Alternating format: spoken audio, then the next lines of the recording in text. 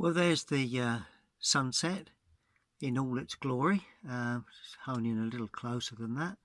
Not a bad subject. Now I'm going to show you how to put it down onto watercolour paper. I'm going to show you my version basically.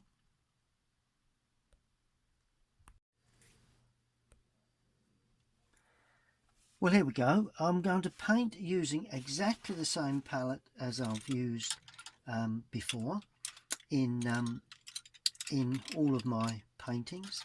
So I'm changing absolutely nothing.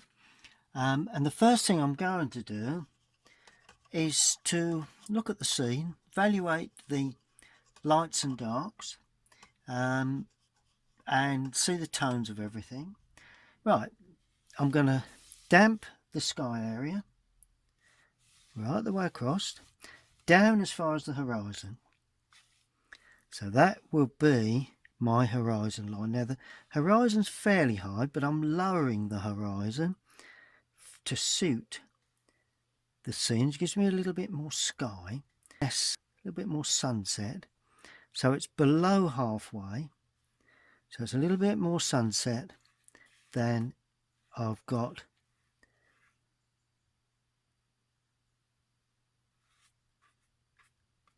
water.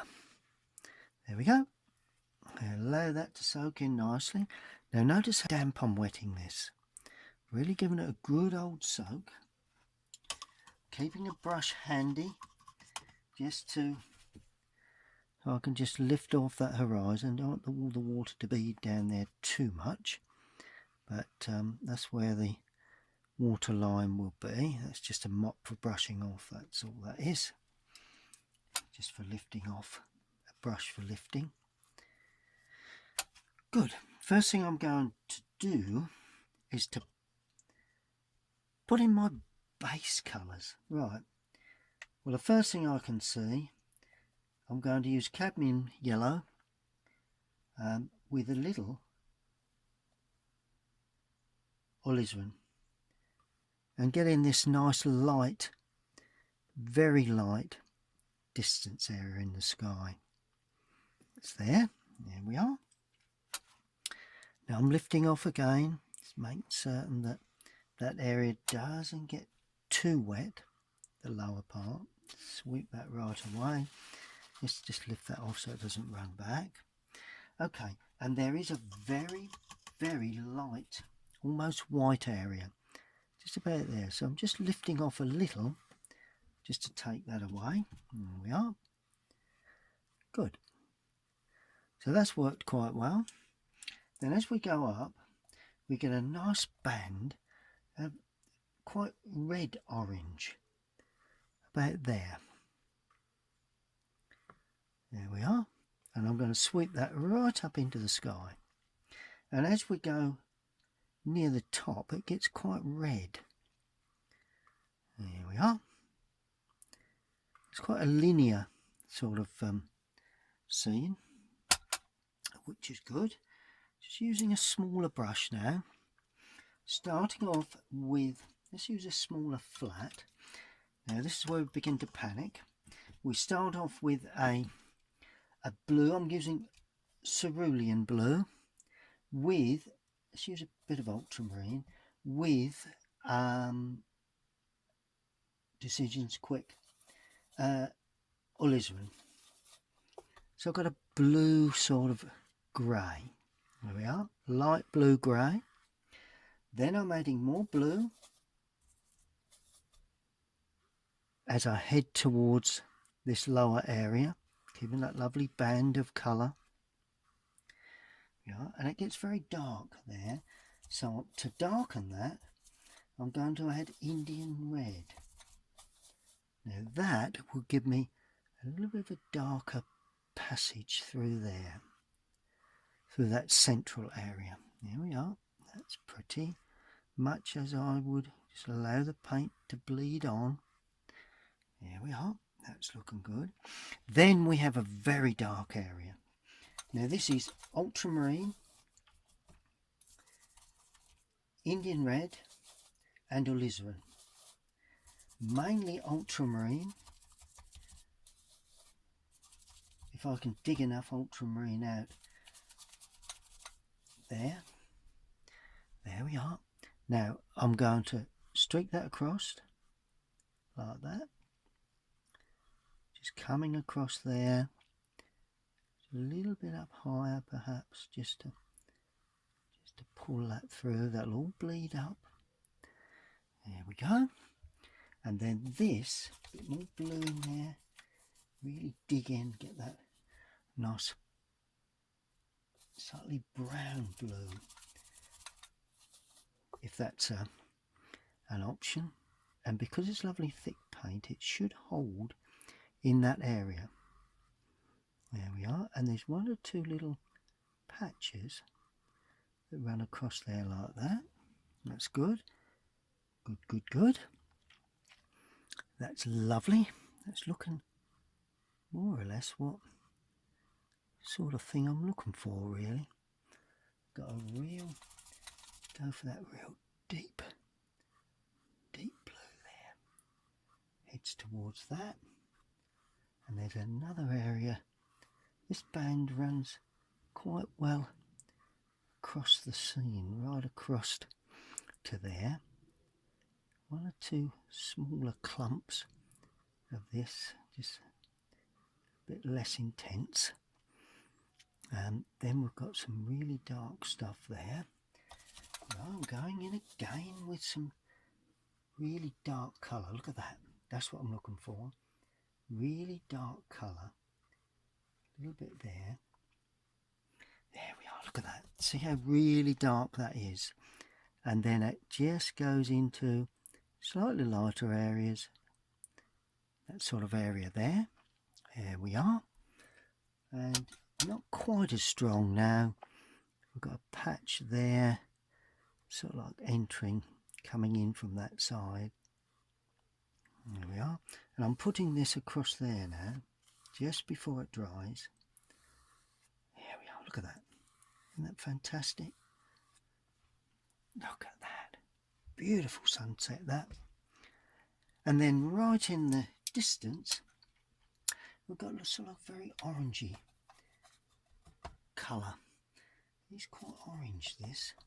And that's more or less in the distance there. A bit underneath there, perhaps. Mainly right across this sort of horizon line there. Really orangey. That's, there again, cadmium with alizarin. Sneaking across there. Coming in right the way along that horizon line. Now this is where we can pick up the real horizon line, keep it nice and straight, because that's crucial. There we are. Good. And we just mix that with the other grey that we had and just pull that in there, and a little bit in that side. Gives a lovely feeling of a sunset. Exactly what we're looking for. And just some little touches there.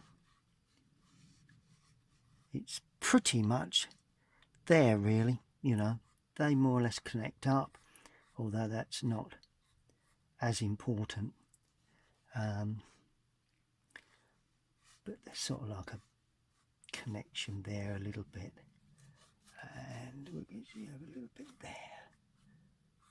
Basically, that needs to be left to completely dry. Well, we'll see what that dries up like. Okay, well there's the sunset that I'm using as a guide, and this is the start of the painting. Coming along pretty well. Now I'm going to attend to the water area.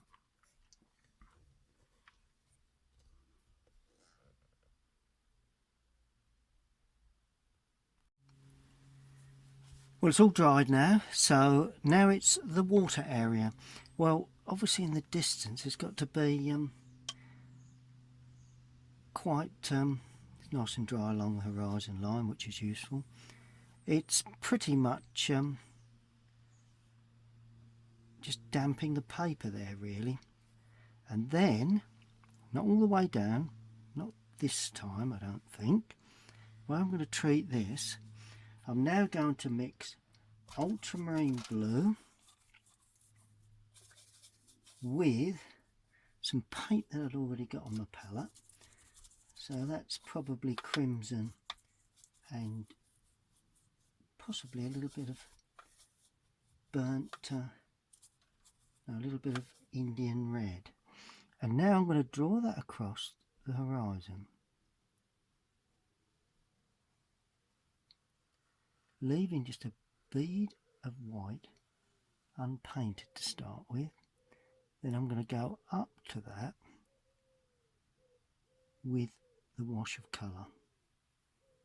Try and just flatten everything out. There we go. If you go above that, you're going to create a hard edge, which will be distant land.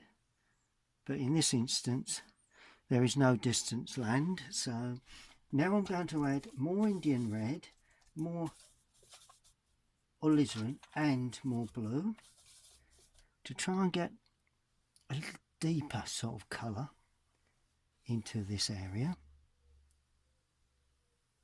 Then just run down, let's just darken that a bit there that's not got any colour on. There we go. And there we go. That's the way I'd treat it so far. Right, now I'm actually going to add a little bit more crimson and stroke that in like that. Get that to blend. Then I'm going in with more blue and just more blue like that.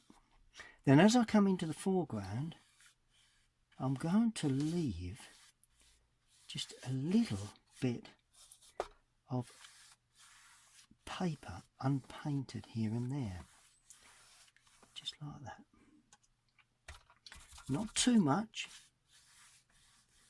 one or two little glistens. See the way I'm just teasing that away, just to give myself a feeling, perhaps the odd little ripple of light. A bit more blue right in this foreground. That's it, there we go. That's the way it goes. And then we'll just ripple those up. There we are. And then really blue, red, blue, red, ultramarine, Indian red, perhaps even a little Prussian. That's better. Now just a touch of Prussian gone in there now, because I want to pick up a little rippling, not too much in the distance, but a little rippling in the foreground. And that's going in with this very dark paint. All very delicate stuff, nice and dark as we come forward, but obviously what would be rippling would have a little bit more movement to it as you come forward. Very little in the distance.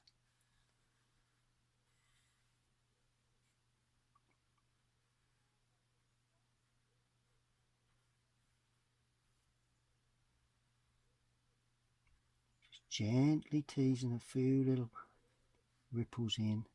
Got to run across the paper. There we are. And then of course, as I say, the ripples get larger as you come into the foreground. And you don't play with it, you just allow that to dry yet again.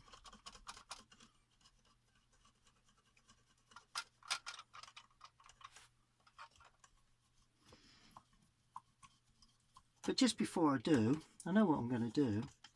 I'm going to put in a little bit of, use a little bit of license now, a little bit of distant land, or a sailboat. What shall we have in the right on that horizon?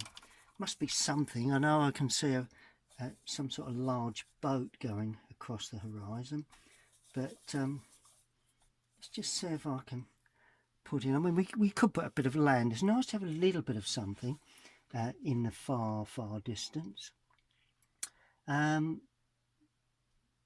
yeah, what about a bit of land? Right, a weak mix of ultramarine and a little bit of Indian red, because I want that orange to show through. So I'm just going to put in a little bit of distant land,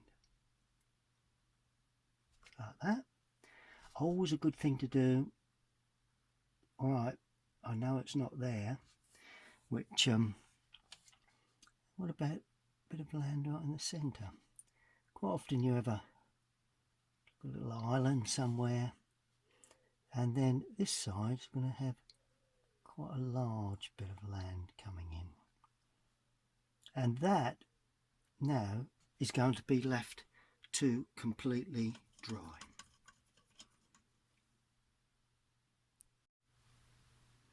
Well, that's a photograph that my mate, friend of mine, painting friend of mine, took some while back.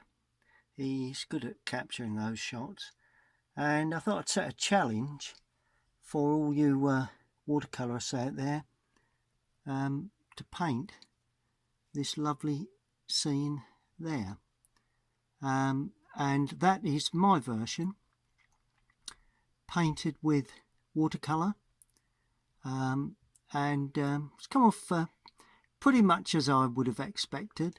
It is a you know, it can only be your version, because obviously you know, with watercolour it has a life of its own. But overall, I think it did come off pretty much as I expected. We've got quite a nice dark sky coming through to a warm sort of more sort of red sort of feel, and then a more of a sort of pinky area, and then we come through to that lovely glow on the horizon. Particularly like the way that came off, nice and clean. And then of course as we come down into the foreground, you've got the water. I've shown some ripples which are in the water, but obviously you've got to be very careful not to actually overdo the ripples in the foreground. Make them too big as you go away into the distance, you would lose it. And I have put a little bit of land in the distance, but that's only purely to try and achieve trying to add to the scene, really. Well, I hope you've enjoyed that. For those of you that have yet to paint this, then please get your watercolours out and run through that video again and just see if you can put your version down. Now, as I always say, always sign. So I'm going to sign that there in the paint I've used. There we are. Then everybody knows then who's painted that in the future. Good. As I say, get those watercolours out, damp them off before you start, so you've got plenty of paint you can lift away. And I'd love to see your version of that lovely sunset.